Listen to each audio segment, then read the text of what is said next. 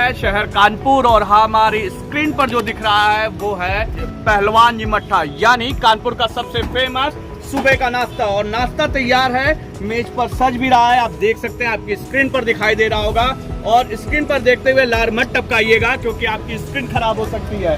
तो शहर कानपुर है और शहर कानपुर में जब हम पहुंचे हैं तो हमारे साथ मौजूद हैं विपिन भैया। विपिन भैया की ये शॉप है और आज 60 साल पूरे हुए हैं, यानी एक सफर लंबा खिस्सा चला है और 60 साल पूरे हुए। बहुत बहुत आभार हमारे साथ कनेक्ट होने के लिए टॉक शिविर में। विपिन भैया 60 साल का सफर और पीछे जो चल रहा है वो हम देख रहे हैं। और कानपुर शहर छोड़िए, दिल्ली हो मुंबई हो, लोग आते हैं अगर सुबह का नाश्ता करने वाला होता है तो पहलवान मट्ठा जी। कैसे किया इतने सफर को तय? वास्तव में ये हमारा सौभाग्य है और ये हमारे बुजुर्गों की मेहनत है।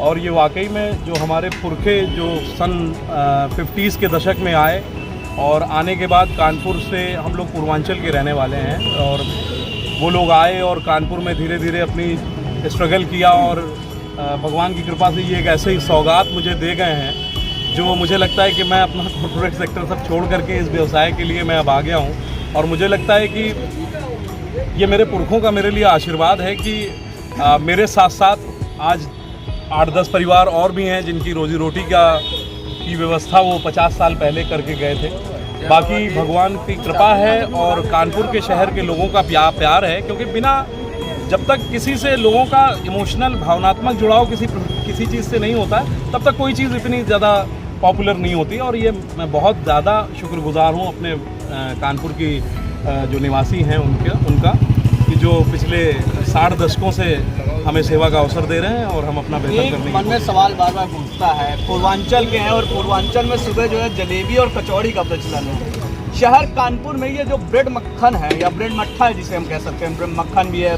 ब्रेड भी है और मट्ठा भी है, ये शुरुआत कैसे हुई? क्योंकि हम जब इतिहास पढ़ना चाहते हैं तो हमको ये पता ही नहीं चल पाता कि आखिर शुरुआत कैसे हुई। तो और टॉक शिविर के जरिए लोग जाने कि आखिर शुरुआत कैसे हुई इसकी पूरी। देखिए, ये शुरुआत जो है हमारे आदरणीय बाबा जी श्री शालिग्राम शुक्ल जी ने की थी और वो एक किसान परिवार से थे।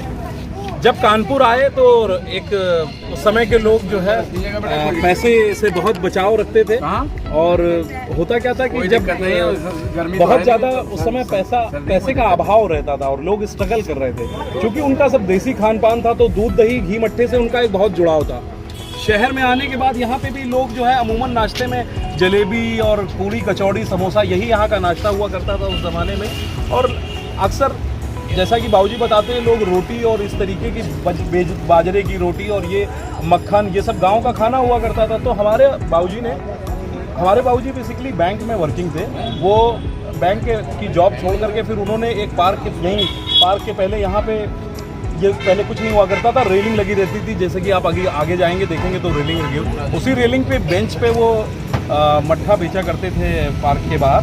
ये मैं आपको बता रहा हूँ 62-65 के दशक की बात है।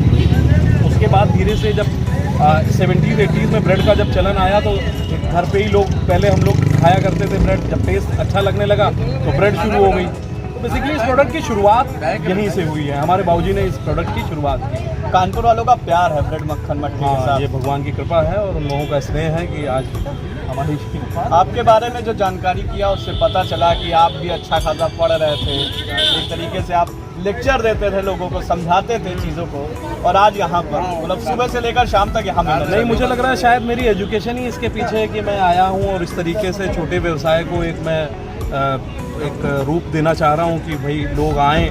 आजकल बेरोजगारी एक बहुत बड़ी समस्या है युवाओं के बीच में, और जो सबसे बड़ी मानसिकता है कि युवा सोचता है कि बड़ा काम या बड़ी नौकरी से ही मेरी इज्जत या मुझे तवज्जो मिलेगी।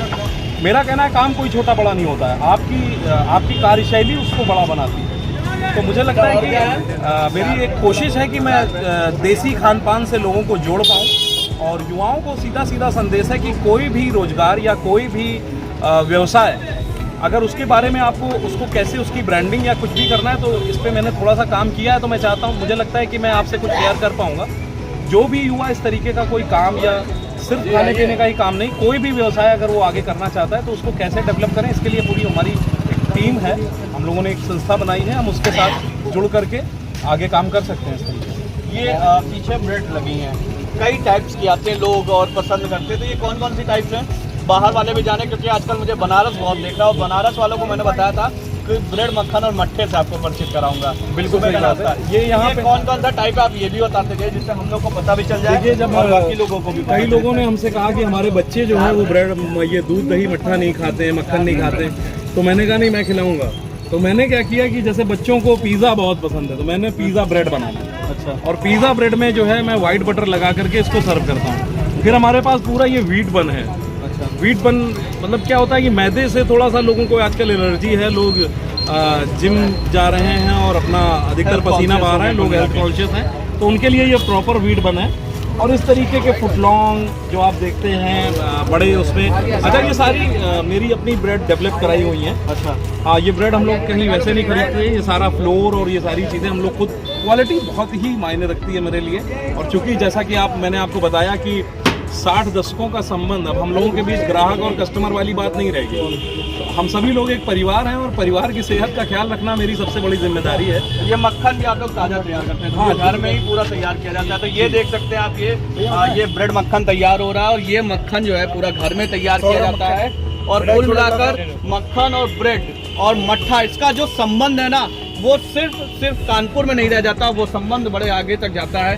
पिताजी भी खड़े हैं और पिताजी इस व्यवसाय से बहुत दिनों से जुड़े हैं। सर, सबसे पहले अपना नाम बता दें। देवी दयाल शुक्ला। देवी सर, आप विपिन भैया से भी पहले से हैं और आपने संभाला है इसको। जी, जी, जी। और इसको बदलते हुए देखा है। जी, जी। क्या कुछ मेहनत रही है इसके पीछे? मेहनत तो कोई अचीव रही है, बस केवल एक माइंड मेकअप ये किया गया कि चीज़ अच्छी शुद्ध चीज़ लोगों को पहुंचे। चूंकि मैं पहलवान रहा तो इसलिए हेल्थ के साथ समझौता नहीं किसी के साथ। पैसा तो सेकेंडरी है, लेकिन अब 2 पैसा पैदा करने के लिए किसी की सेहत से कोई खिलवाड़ करना ये अच्छी चीज़ है। बस यही सोच थी, इसको आगे बढ़ाया, लोगों को पसंद आया और लोगों को पसंद आता चला गया। और ये मक्खन का राज क्या है? मक्खन बहुत प्रसिद्ध है आपके यहाँ का। मक्खन शुद्ध मक्खन तो गांव से जितना भी दूध आता है, दूधिया लेके आता है, उसको भैंस का, गाय का जो भी दूध होता है वो दूध लाया गया, खौलाया गया। वही पद्धति जो पुरानी पद्धति से दूध खौलाया गया, जमाया गया, फिर उसको पिलोया गया। बटर अलग हो गया, मक्खन इसका नैनो अलग हो गया और मट्ठा अलग तैयार हो गया। छाछ मट्ठा अलग तैयार हो गई। तो शुद्ध वही, मतलब इसमें कोई जो पुरानी प्रक्रिया है उसी को फॉलो किया जा रहा है, जैसे गांव में लोग बनाते थे, जी, उसी जी, प्रक्रिया के जी, तहत जी, पूरा लिया जा रहा जी, है। जी। तो अगर आप कानपुर शहर आते हैं तो जगह है फूलबाग पर आइएगा, आपको बगल में पार्क दिखाई देगा और उसके बाहर दिखाई देगा पहलवान जी मट्ठा। तो इस बार आइएगा शहर कानपुर तो बिना ब्रेड मक्खन और मट्ठा खाए मत जाइएगा। ये टॉक शिवेंद्र की सलाह है, शानदार है और पर्सनल तौर पर भी ये रिक्वेस्ट है कि जब शहर आइए तो इसको खाए बिना मत जाइएगा। आज के लिए इतना ही। ढेर सारा आभार आप लोगों का इस वीडियो को देखने के लिए। पेज को लाइक करना ना भूलें, हर जगह कमेंट करें, सब्सक्राइब करें, जो कुछ समझ में आता है सब करते जाएं और टॉक शिवेंद्र देखते रहें।